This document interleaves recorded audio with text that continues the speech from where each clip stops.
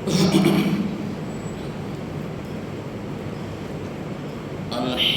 لله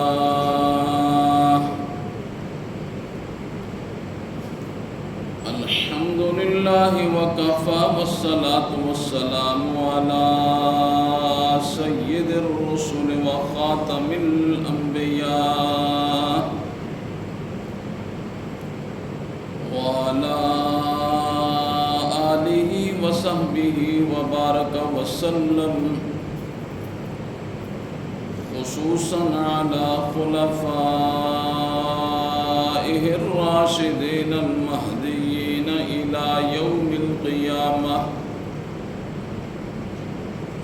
أما بعد فأعوذ بالله من الشيطان الرجيم. بسم الله الرحمن الرحيم.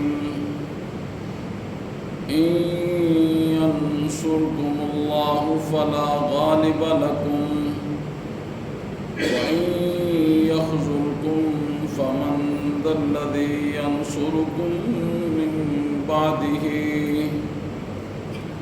وعلى الله فليتوكل المؤمنون. صدق الله العظيم وصدق رسوله النبي الكريم، ونحن على ذلك لمن الشاهدين والشاكرين والحمد لله رب العالمين.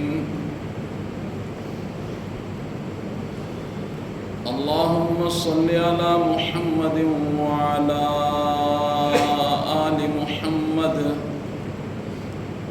كما صليت على إبراهيم وعلى آل إبراهيم إنك حميد مجيد. اللهم بارك على محمد وعلى آل محمد كما باركت على إبراهيم وعلى آل إبراهيم إنك حميد مجيد. رب اشرح لي صدري ويسر لي أمري واحلل عقدة من لساني يفقهوا قولي. رب زدني علما رب زدني علما رب زدني علما. إن ينصركم الله، اگر اللہ تمہاری مدد کرے، فلا غالب لکم، تو تم پر کوئی بھی غالب نہیں آ سکتا. وَإِن يَخْذُلْكُمْ، اور اگر تمہارا اللہ تمہیں چھوڑ دے، فَمَنْ ذَا الَّذِي يَنْصُرُكُمْ مِنْ بَعْدِهِ، بس کون ہے اللہ کی ذات کے علاوہ جو تمہاری مدد کرے اس کے بعد. وَعَلَى اللَّهِ فَلْيَتَوَكَّلِ الْمُؤْمِنُونَ، اور مومنوں کو چاہیے کہ وہ اللہ ہی کی ذات پر توکل کریں.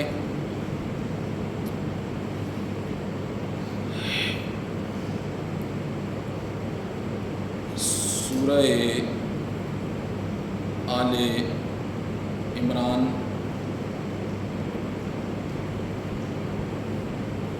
اس کی ایک آیت تلاوت کی ہے. اللہ رب العزت کی بارگاہ میں التجا ہے کہ اللہ رب العزت اس آیت کی روشنی میں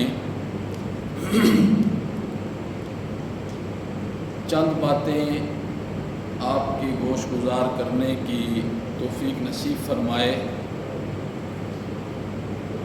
وبعدہ ہم سب کو قرآن و سنت پر عمل پیرا رہنے کی توفیق نصیب فرمائے.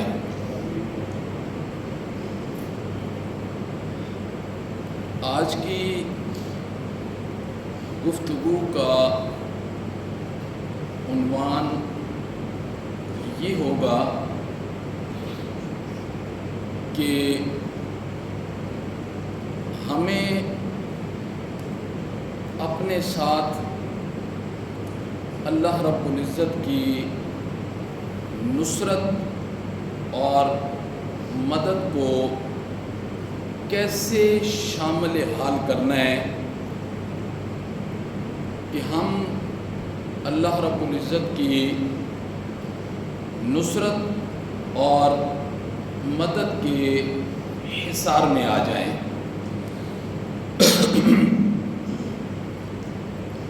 ایک صحابی رسول امام الانبیاء خاتم النبیین حضرت سیدنا محمد الرسول اللہ صلی اللہ علیہ وسلم کی خدمت اقدس میں حاضر ہوئے۔ آپ نے عرض کیا کہ اللہ کے پیغمبر، میری رشتہ داریاں ہیں، برادریاں ہیں، میں رشتہ داری والا ہوں۔ حال کچھ اس طرح ہے کہ میں رشتہ داری کو جوڑنا چاہتا ہوں، میرے رشتہ دار اس کو توڑ دیتے ہیں۔ میں ان کے ساتھ صلہ رحمی کرتا ہوں، وہ میرے ساتھ قطع رحمی کرتے ہیں۔ میں ان کے ساتھ حسن سلوک سے پیش آتا ہوں اور اس کے مقابلے میں وہ میرے ساتھ بدسلوکی کا مظاہرہ کرتے ہیں۔ میں ان کے ساتھ اچھے طریقے سے بات کرتا ہوں، وہ مقابلے میں جہالت کا ثبوت پیش کرتے ہیں۔ امام الانبیاء نے اپنے اس صحابی کی گفتگو کو سنا اور سننے کے بعد آپ نے فرمایا کہ اگر واقعی تو اپنی اس بات میں سچا ہے تو تو ان کے منہ میں گرم مٹی ڈال رہا ہے، اور جب تک تو اس حال میں زندگی گزارے گا اللہ رب العزت کی مدد اور نصرت ہمیشہ تیرے ساتھ رہے گی۔ کہ ایک طرف سے حسن سلوک ہے، دوسری طرف سے بد سلوکی ہے، ایک طرف سے خوش اخلاقی ہے اور دوسری طرف سے بد اخلاقی ہے، ایک طرف سے صلہ رحمی ہے اور دوسری طرف سے قطع رحمی ہے، ایک طرف سے خوبصورت باتیں ہیں اور دوسری طرف سے دل کو جلانے والی گفتگو ہے۔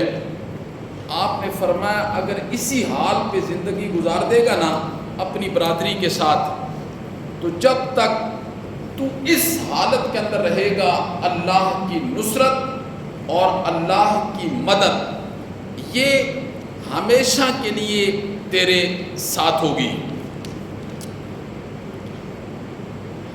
آج ہم اجتماعی طور پر اور انفرادی طور پر روئے زمین پر جتنے بھی مسلمان ہیں، اجتماعی طور پر، انفرادی طور پر، ہم سارے کے سارے اللہ کی نصرت اور اللہ کی مدد کے محتاج ہیں۔ اور اگر ہم قرآن و سنت کا بغور مطالعہ کریں تو ہمیں بہت خوبصورت انداز سے یہ گفتگو قرآن و سنت سے ہمیں ملتی ہے کہ چاہے وہ انفرادی اللہ کی مدد ہو، چاہے وہ اجتماعی اللہ کی مدد اگر کسی کے ساتھ آ جائے، اللہ کہتے ہیں کہ جب میری مدد کسی کے ساتھ آ جائے گی تو پھر دنیا کی کوئی چیز تم پر غلبہ نہیں پا سکتی ہے، غلبہ نہیں پا سکتی۔ اور اللہ نے فرمایا کہ اگر میری مدد جب ہٹ جاتی ہے نا تو بندے کو میں ایسے رسوا کر کے چھوڑ دیتا ہوں کہ کبھی وہ دشمن پر غالب نہیں آ سکتا ہے۔ آج امت مسلمہ کی چیخیں نہیں نکل گئی ہیں، آج امت مسلمہ کی چیخیں نکل گئی ہیں، وہ مدد کے لیے اللہ کو پکار رہے ہیں، پر اللہ کی نصرت اور مدد ہماری آنکھوں سے اوجھل ہے کہ اللہ کی نصرت اور مدد کا کوئی کرشمہ ظاہر نہیں ہو رہا ہے۔ آج ضرورت اس بات کی ہے کہ ہم یہ ذلت اور رسوائی کا جو طوق آج ہم گردن میں لیے پھرتے ہیں، آج ہم اللہ رب العزت کی نصرت اور اللہ رب العزت کی مدد سے آج ہم محروم ہیں۔ اگر ہم یہ چاہتے ہیں کہ اللہ رب العزت کی نصرت اور مدد میرے شامل حال ہو، ہم سب کے شامل حال ہو، چاہے وہ اکیلا بندہ ہے، چاہے وہ مجموعی اعتبار سے ہیں، اگر ہم یہ چاہتے ہیں کہ انفرادی اور اجتماعی طور پر ہمیں اللہ رب العزت کی مدد حاصل ہو جائے، ہمیں اللہ رب العزت کی نصرت حاصل ہو جائے، اللہ کی مدد ہمارے شامل حال ہو جائے، تو اللہ کی نصرت اور مدد کو حاصل کرنے کے لیے، اللہ کی نصرت اور مدد کے حصول کے لیے ہمیں چند اسباب کو اختیار کرنا پڑے گا۔ اگر ان اسباب کو ہم اختیار نہیں کریں گے، ہم الٹے لٹک جائیں، اللہ کی نصرت اور مدد کبھی ہماری طرف متوجہ نہیں ہوگی۔ جب اللہ کی نصرت اور مدد ہٹ جائے گی تو اس کے مقابلے میں ذلت ہے، رسوائی ہے۔ جیسے آج ہم ذلت اور رسوائی کا سامنا کر رہے ہیں تو ہمیں وہ اسباب اختیار کرنے پڑیں گے۔ آج بھی اگر انفرادی طور پر اکیلا بندہ وہ اسباب اختیار کر جائے، اس بندے کے ساتھ اللہ کی نصرت اور مدد آ جائے گی۔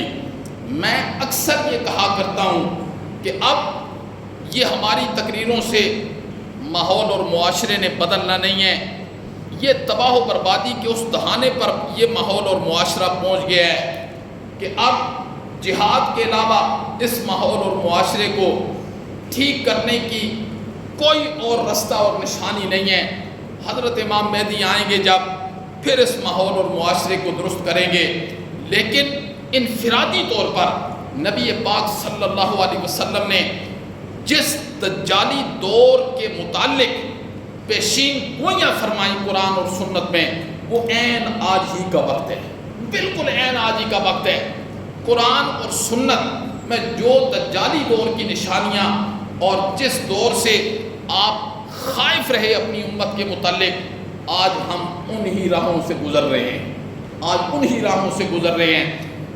محترم، اگر اس دجالی دور کے اندر اگر ہم اپنے آپ کو سارے وقت کے فتنوں سے بالا طاق رکھتے ہوئے اگر ہم اپنے آپ کو قرآن اور سنت کے سپرد کر دیں گے تو انشاءاللہ العزیز جو نصرت اور مدد اللہ کی اس وقت میں آئے گی دجالی دور کے اندر، وہ بھی اپنی مثال آپ ہی ہوگی۔ تو اللہ کی نصرت اور مدد کے حصول کے لیے سب سے پہلی چیز کیا ہے؟ سب سے پہلی چیز ہے ایمان۔ سب سے پہلی چیز کیا ہے؟ ایمان۔ اور اکثر و بیشتر میں ایمان کا تعارف آپ حضرات کو کرواتا رہتا ہوں، اور آج ہم اپنے ایمان سے بیگانے ہو گئے ہیں۔ آج ٹکے ٹکے پر ایمان کو بیچا جاتا ہے، ٹکے ٹکے پر ایمان کو بیچا جاتا ہے۔ آج ایمان کی قدر و قیمت آج ہمارے سینوں کے اندر نہیں رہی ہے. خدا باعث شاید ہے آج ٹکے ٹکے پر ایمان بیچا جاتا ہے. تو اللہ رب العزت کی نصرت کے حصول کے لیے سب سے پہلی چیز کیا ہے؟ وہ ایمان ہے. اور ایمان بہت قیمتی چیز ہے، بہت قیمتی چیز ہے ایمان. اللہ رب العزت نے جن سینوں کے اندر ایمان ہے، اللہ نے قرآن میں فرمایا وَلَا تَهِنُوا وَلَا تَحْزَنُوا أَنْتُمُ الْأَعْلَوْنَ إِن كُنتُم مُؤْمِنِينَ. سست نہ ہو جاؤ، غمگین نہ ہو جاؤ. ایمان والوں کو اللہ نے ارشاد فرمایا وَلَا تَهِنُوا وَلَا تَحْزَنُوا. سست بھی نہ پڑو، غمزدہ بھی نہ ہو جاؤ. انتم العالون، تمہیں میں سارے لوگوں کے مقابلے میں برتر بنا دوں گا. ان کنتم مومنین، اگر تم مومن ہو. ایمان بڑی قوت رکھتا ہے، بہت قوت والی چیز ہے. ایمان بڑی قوت والی چیز ہے. لیکن جب ایمان سینے سے نکل جاتا ہے نا، پھر اس سے بزدل بھی دنیا کی کوئی چیز نہیں. پھر انسان اتنا بزدل ہو جاتا ہے کہ دنیا کی کوئی چیز اتنی بزدل نہیں ہوتی ہے جتنا انسان بزدل ہوتا ہے. آج ہم کتنے بزدل ہیں، ہر ایک ہم بحیثیت قوم اپنے آپ کو جان رہے ہیں. آج ہم کتنے بزدل ہیں. اللہ نے ایمان والوں کو کہا وَلَا تَهِنُوا وَلَا تَحْزَنُوا أَنْتُمُ الْأَعْلَوْنَ إِن كُنتُم مُؤْمِنِينَ. ایک جگہ اللہ نے فرمایا وَكَانَ حَقًّا عَلَيْنَا نَصْرُ الْمُؤْمِنِينَ. اللہ نے فرمایا یہ میرا حق ہے. اللہ نے فرمایا یہ میرا حق ہے کہ جو بندہ اپنے ایمان کے وزن کو پہچان جائے، اپنے ایمان کی حقیقت کو پہچان جائے، اور پھر قدم پہ قدم ہر آنے اور جانے والے سانس پر وہ اپنے ایمان کی قدر کرے. اللہ نے فرمایا یہ مجھ پر حق ہے کہ میں ایمان والے کی مدد کروں. یہ قرآن ہے. اللہ نے فرمایا وَكَانَ حَقًّا عَلَيْنَا نَصْرُ الْمُؤْمِنِينَ. یہ مجھ پر حق ہے کہ میں مومنوں کی مدد کروں. اور ایک جگہ اللہ نے کیا فرمایا إِنَّا لَنَنْصُرُ رُسُلَنَا وَالَّذِينَ آمَنُوا فِي الْحَيَاةِ الدُّنْيَا وَيَوْمَ يَقُومُ الْأَشْهَادُ. جیسے میں اپنے نبیوں کی مدد کرتا ہوں، میں ایسے ہی ایمان والوں کی مدد بھی کروں گا. یہ تھوڑی بات ہے. جیسے میں اپنے نبیوں کی مدد کرتا ہوں، میں ایسے ہی ایمان والوں کی مدد کروں گا دنیا کے اندر بھی، اور قیامت والے دن جب میرے سامنے کھڑے ہوں گے اس وقت بھی میری مدد شامل حال ہوگی.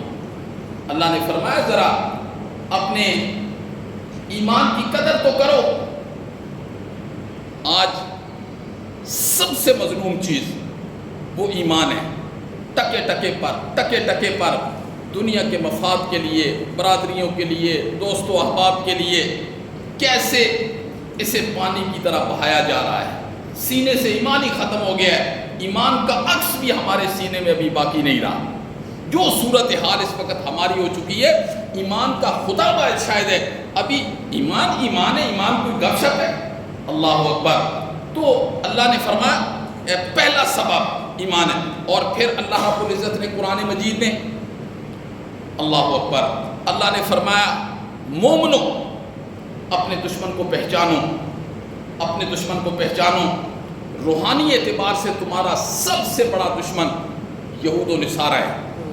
اللہ نے فرمایا یہود و نصارہ ہیں. ایک جگہ قرآن نے کیا فرمایا وَدَّ كَثِيرٌ مِّنْ أَهْلِ الْكِتَابِ لَوْ يَرُدُّونَكُم مِّن بَعْدِ إِيمَانِكُمْ كُفَّارًا حَسَدًا مِّنْ عِندِ أَنفُسِهِمْ.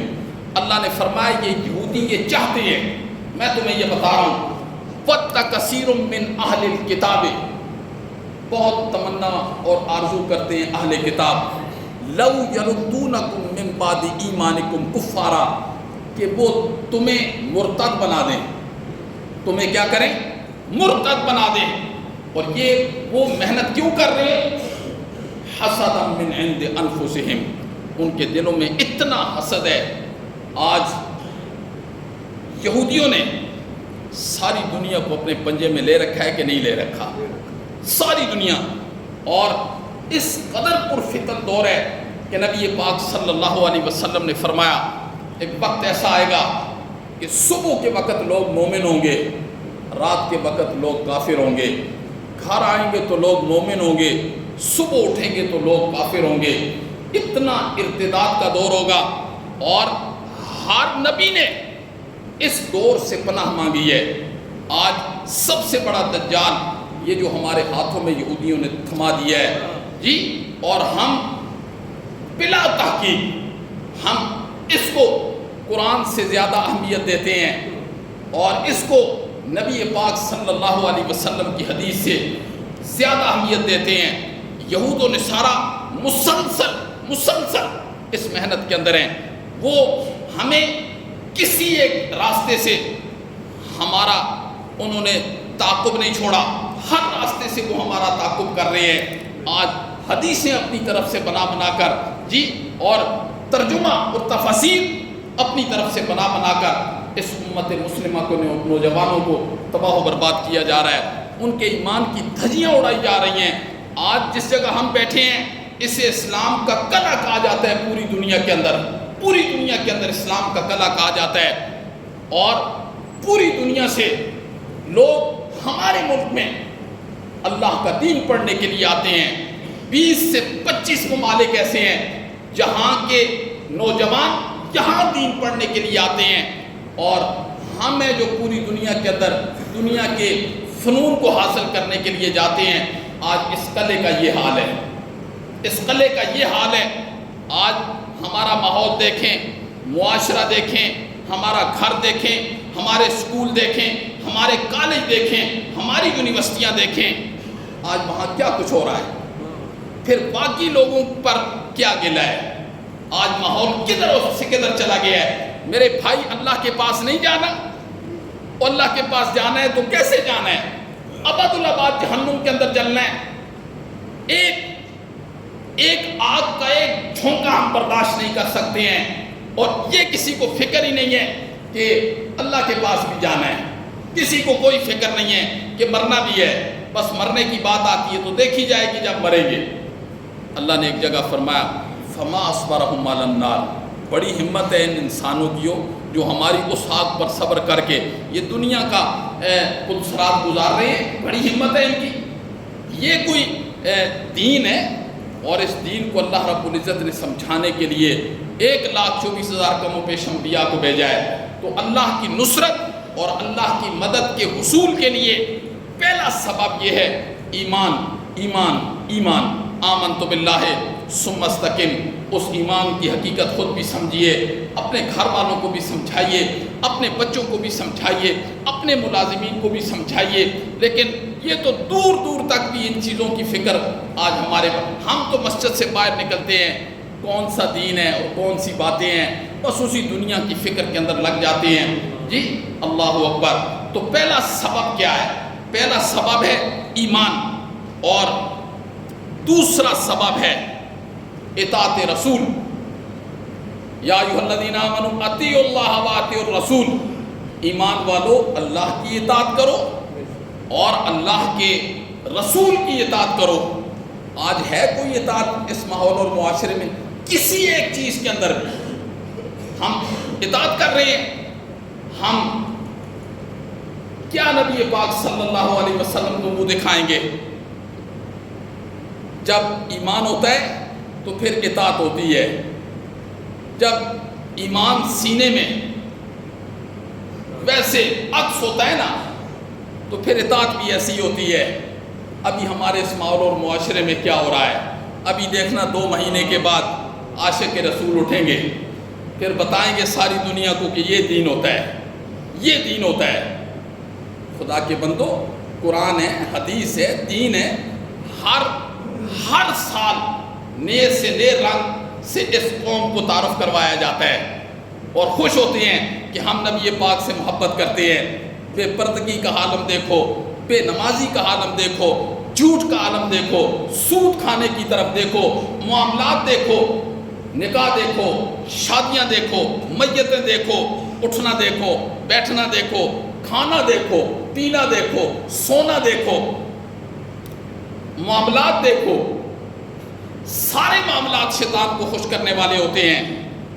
جب ایمان ہوتا ہے نا، ایمان، پھر بندہ اللہ رب العزت سے بڑی محبت سے باتیں کرتا ہے، بڑی محبت سے باتیں کرتا ہے، اور پھر اللہ اس کو یہ یقین ہوتا ہے کہ میرا اللہ میری باتوں کو سن رہا ہے اور میرا اللہ میری باتوں کا جواب بھی دے رہا ہے۔ جی اپنے اپنے انداز سے لوگوں کو محبت ہوتی ہے، کسی کو مجازی محبت ہوتی ہے، کسی انسان سے ہو جاتی ہے، کسی عورت سے ہو جاتی ہے، جی وہ تنہائیوں میں بیٹھ کے اس کے ساتھ کیسے گفتگو کر رہا ہوتا ہے، لیکن ایک اللہ کی محبت ہوتی ہے۔ ایمان کے بعد جو اللہ کی محبت ہوتی ہے نا، بہت خوبصورت انداز ہوتا ہے۔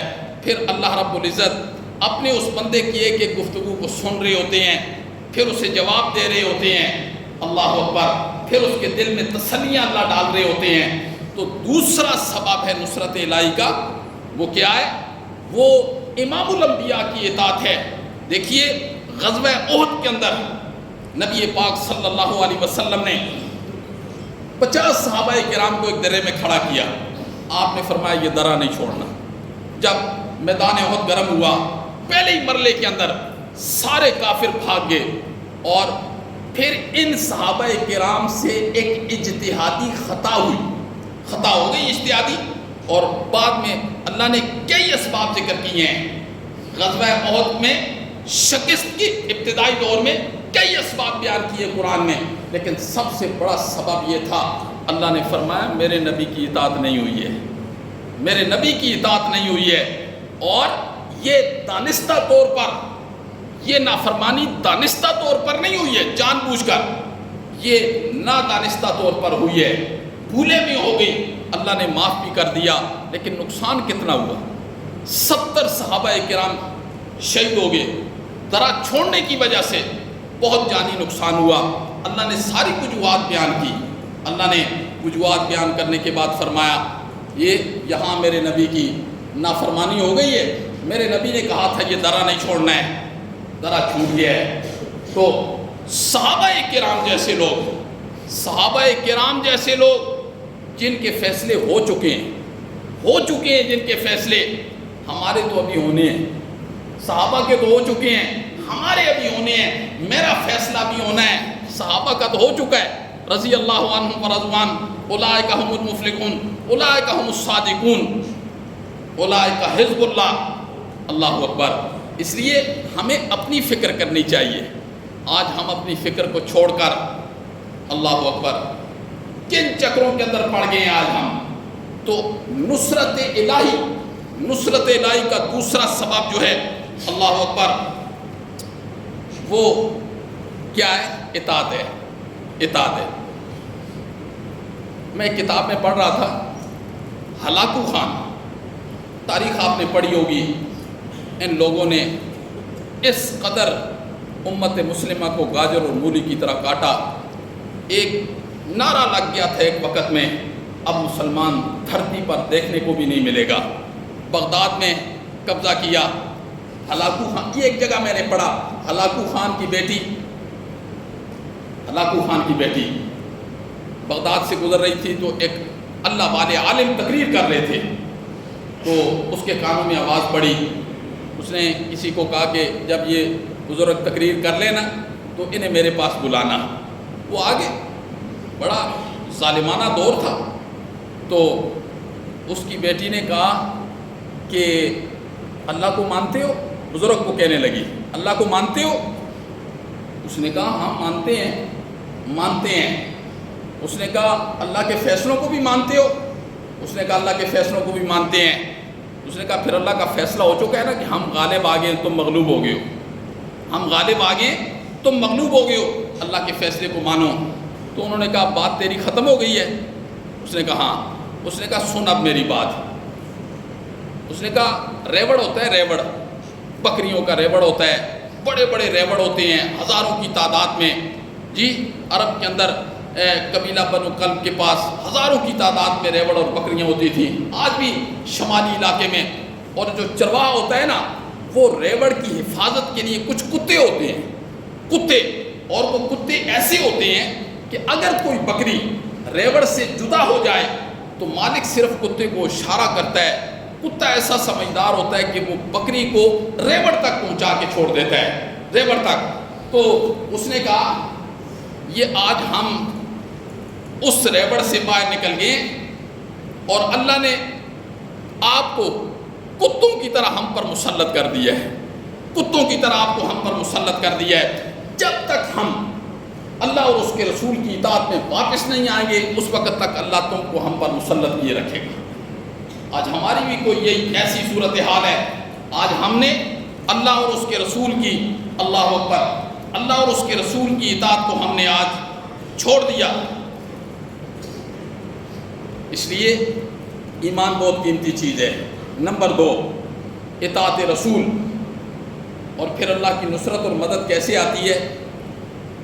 علامہ ابن جوزی کی ایک کتاب میں پڑھ رہا تھا، علامہ ابن جوزی، انہوں نے بڑی عجیب اور بڑا عجیب واقعہ لکھا انہوں نے، کہ ایک صحابی تھے، حضرت عمر کا دور تھا، ایک صحابی بس اپنے گھر سے جا رہے تھے جہاد کے لیے، تو بیوی امید سے تھی، تو جاتے ہوئے انہوں نے اللہ سے کہا، اللہ یہ جو میرا بیٹا ہے میری بیوی کے پیٹ میں، مولا اس کو میں تیری حفاظت میں دے کے جا رہا ہوں، تیری حفاظت میں دے کے جا رہا ہوں۔ صحابی ظاہر ہے روم کی سلطنتیں، لڑائیاں شروع ہیں، جہاد کے لیے گئے، واپس آئے نا مدینہ میں، واپس آئے، ایک دن بچہ اپنا اٹھایا ہوا تھا، انہوں نے بچہ اٹھایا ہوا تھا اور حضرت عمر کھڑے تھے۔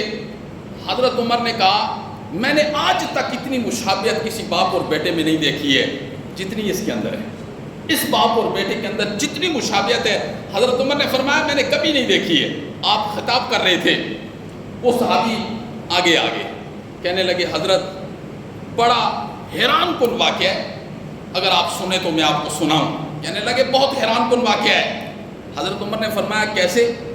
کہنے لگے میں جب گھر سے گیا، امید سے تھی میری بیوی، تو میں نے اپنے اللہ سے کہا میرے اللہ یہ جو میرا بچہ ہے اس کو میں تیری ایمان کے اندر دے کے جا رہا ہوں۔ کہتے ہیں جب میں مدینہ میں واپس آیا نا تو مجھے پتہ چلا بیوی مر گئی ہے، میری بیوی مر گئی ہے، مجھے بہت افسوس ہوا، بہت افسوس ہوا۔ کہتے ہیں کہ میں اپنے چچا زاد بھائی کو لے کر میں نے اسے کہا اس کی قبر کدھر ہے، مجھے قبر بتاؤ۔ کہتے ہیں میں شام کا وقت تھا تو میں اس کی قبر پر گیا، یہ حضرت عمر کو واقعہ سنا رہے ہیں، میں اس کی قبر پر گیا اور عجیب روشنی اس کی قبر سے آ رہی تھی، عجیب قسم کی روشنی اس کی قبر سے نکل رہی تھی۔ تو میں نے اپنے چچا زاد بھائی سے پوچھا کہ یہ کیا ہے؟ اس نے کہا بھائی ہمیں بھی نہیں پتہ، ہم بھی اکثر و بیشتر یہاں سے گزرتے ہیں تو اس قبر سے عجیب قسم کی روشنی نکل رہی ہوتی ہے۔ کہتے ہیں میں نے دل میں سوچا کہ بس میرا اس قدر بے قرار ہوا، میرا دل اس قدر بے قرار ہوا کہ میں نے کہا میں قبر ضرور کھولوں گا، میں قبر کھول کے دیکھوں گا۔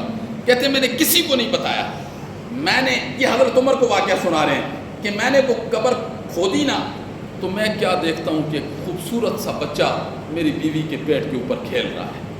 میں نے ادھر سے اس کو اٹھایا اور قبر میں نے بند کی۔ کہتے ہیں غیب سے آواز آئی، وہ صحابی کہتے ہیں غیب سے آواز آئی ہے اس بچے کو ہمارے سپرد کیا تھا، اگر بیوی کو بھی سپرد کر دیتا نا تو وہ بھی ہم صحیح سلامت تجھے واپس لوٹا دیتے۔ تو کبھی اللہ کے سامنے یہ کہہ دیا کریں کبھی اللہ کے سامنے مولا میں نے اپنا ایمان تیرے سپرد کیا۔ اتنا تو کہہ سکتے ہیں مولا وہ ایمان جس کی دعوت رسول اللہ صلی اللہ علیہ وسلم نے صحابہ کرام کو دی اور قیامت تک آنے والے لوگوں کے لیے وہ پیغام چھوڑا، اتنی بات تو کہہ سکتے ہیں نا میرے بھائی، کہیں گے نا انشاءاللہ، اتنی بات کہہ دینا کہ مولا میں نے اپنا ایمان تیرے سپرد کیا۔ انشاءاللہ العزیز ایمان کی اس سیڑھی پر جب کھڑے ہو کر ہم اپنے اللہ سے یہ کہیں گے نا مولا ایمان، ورنہ یہ بات لوہے پر لکیر ہے کہ ایمان بچنا نہیں ہے، ایمان بچنا نہیں ہے۔ اگر ہم نے اس کی فکر نہ کی، خدا باعث شاید ہے اس ایمان کی اگر فکر نہ کی تو قبر میں ایمان کے بغیر چلے جائیں گے، اور ایمان کے بغیر اگر گئے تو حالات بڑے سخت ہیں وہاں کے جو قرآن نے بیان کیے ہیں۔ تو اللہ کی نصرت، اللہ کی مدد یہ ہمارے شامل حال ہونی چاہیے۔ اس کے اسباب میں سے پہلا سبب یہ ہے کہ ہم اپنے ایمان کی فکر کریں۔ نمبر 2، اطاعت رسول، ہر چیز کے اندر رسول اللہ صلی اللہ علیہ وسلم کی اطاعت ہونی چاہیے۔ لیکن آج ہمیں اطاعت کرتے ہوئے یقین جانو ہماری طبیعت خراب ہو جاتی ہے، اس لیے کہ ہم نے ابھی تک ان چیزوں کو اختیار نہیں کیا۔ ہماری طبیعت میں آزادی ہے ہماری طبیعت میں۔ جب ہم تھوڑا سا اپنے آپ کو مشقت میں ڈالیں گے، اللہ ایک راستے پر ہمیں چلا دیں گے، پھر ہمیں شریعت کے احکامات پر عمل کرنے کے لیے کوئی مشقت محسوس نہیں ہوگی، پھر وہ مشقت ہماری عادت میں بدل جائے گی۔ لیکن چونکہ ہم آزاد لوگ ہیں، ہم کہتے ہیں دین کے لیے ہمیں محنت نہ کرنی پڑے، وہ ہمیں حلوے کی طرح پلیٹ میں مل جائے، باقی دنیا کے لیے ہم جتنی محنت کر سکتے ہیں وہ کریں۔ لیکن میرے محترم، یہ نقصان والی بات ہے۔ وَمَا مِن دَابَّةٍ فِي الْأَرْضِ إِلَّا عَلَى اللَّهِ رِزْقُهَا، رزق اللہ نے جو مقدر میں لکھ دیا ہے وہ مل کے رہے گا، لیکن دین مقدر کی بات نہیں ہے۔ دین تو محنت سے ملے گا، ایمان محنت سے ملے گا، اس کے لیے محنت کرنی پڑے گی۔ لہٰذا میری بڑی عاجزانہ، بڑی محبت کے ساتھ یہ درخواست ہے کہ بس ایمان کے متعلق کبھی سوچنا کہ ایمان کیا چیز ہے۔ آج ایمان کے متعلق کوئی نہیں بتائے گا کہ ایمان کیا چیز ہے، اور ایمان ایک ایسی چیز ہے جو اسلام کی بنیاد ہے، جس پر سارے احکامات کھڑے ہوتے ہیں۔ اور نمبر 3، باہمی اتفاق، جو کہ آج نہیں ہے۔ اتفاق، اگر ہم یہ چاہتے ہیں ہمیں اللہ کی نصرت اور مدد شامل حال ہو، ہم ذلت و رسوائی کے ساتھ زندگی نہ گزاریں۔ باہمی اتفاق و اتحاد، محمد الرسول اللہ والذین آمنوا معہ اشداء علی الکفار رحماء بینہم۔ اللہ نے فرمایا میرے نبی کے جو صحابہ تھے نا، یہ آپس میں بہت شفیق تھے، بڑے مہربان تھے، اس لیے اللہ کی نصرتیں اور مدد۔ تو تیسرا سبب کیا ہے؟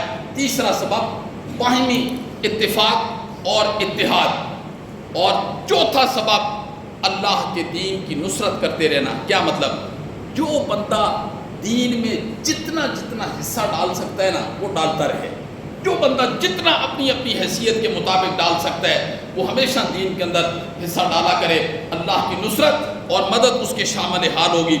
اور کفر کے خلاف مادی اسباب تیار کرنا، یہ بھی اللہ کی نصرت اور محبت کا ذریعہ ہے۔ اور نمبر 6، ثابت قدمی، اور اس کے ساتھ دوسری چیز ہے اللہ کا ذکر کرتے رہنا۔ اور سارے ذکروں کی بنیاد جو ہے، یاد رکھنا، جو بھی آپ نے ذکر کرنا ہے اس سے پہلے 100 مرتبہ لا الہ الا اللہ محمد الرسول اللہ کی تسبیح ضرور پڑھنی ہے۔ یہ صحابہ کرام آپس میں ملا کرتے تھے تو کیا کہتے تھے؟ جددوا ایمانکم، کہ اپنے ایمان کو تازہ کر لو۔ کیا مطلب؟ یعنی لا الہ الا اللہ محمد الرسول اللہ پڑھ کے۔ آج تو دجالی دور ہے، آج تو ارتداد کا دور ہے، آج تو مرتد کیا جا رہا ہے امت مسلمہ کو ایمان سے۔ اس لیے صبح و شام کیا مشکل ہے؟ لا الہ الا اللہ محمد الرسول اللہ۔ کوئی گاڑی چلا رہا ہے، کوئی سائیکل چلا رہا ہے، کوئی موٹر سائیکل چلا رہا ہے، کوئی پیدل جا رہا ہے، تو اس کو اپنی زبان سے لا الہ الا اللہ محمد الرسول اللہ پڑھتے رہنا چاہیے۔ صبح و شام کم از کم 100 مرتبہ پڑھے۔ اس کے بعد جو ذکر اذکار کرتا ہے انشاءاللہ، پھر اس ذکر اذکار کی جو بنیاد لا الہ الا اللہ محمد الرسول اللہ پر کھڑی ہوگی نا، وہ بہت مضبوط ہوگی۔ اس لیے ثابت قدمی، اپنے آپ کو ایمان پر ثابت قدم رکھنا، یہ بہت مشکل کام ہے، یہ بہت مشکل کام ہے۔ اتنا مشکل کام ہے، نبی پاک صلی اللہ علیہ وسلم نے فرمایا میری امت پر ایک ایسا وقت آئے گا کہ ایمان کے اوپر قائم رہنا اتنا مشکل ہو جائے گا جیسے انگارے کو ہاتھ میں پکڑ کے کھڑا ہونا مشکل ہوتا ہے۔ آج وہ وقت آ گیا ہے میرے بھائی، لیکن آج اس پرفتن دور کے اندر اگر ہم اللہ کے قریب ہو جائیں گے نا، اللہ کی نصرت اور مدد بھی ہمارے ساتھ۔ اگر انفرادی طور پر کوئی یہ چاہتا ہے کہ میرے ساتھ اللہ کی نصرت آئے، وہ انشاءاللہ یہ اسباب انفرادی طور پر اختیار کر کے دیکھے، اللہ رب العزت کی نصرت اور مدد اس کو شامل حال ہوگی۔ لیکن میری یہ درخواست ہے کہ کبھی زندگی کے اندر موقع مل جائے نا تو اللہ کا میسج بھی پڑھ لینا۔ اللہ کا میسج بھی ایک ہے جی، اور کبھی سوتے ہوئے سوچنا کہ اللہ کا پیغام جو بندوں کے نام ہے، اللہ کا، اللہ اکبر، اللہ سب سے بڑا ہے۔ موبائل پر ہمارے محبوب کا میسج آ جائے نا تو سوتے نہیں ہو اس وقت تک جب تک دیکھتے نہیں ہیں جی۔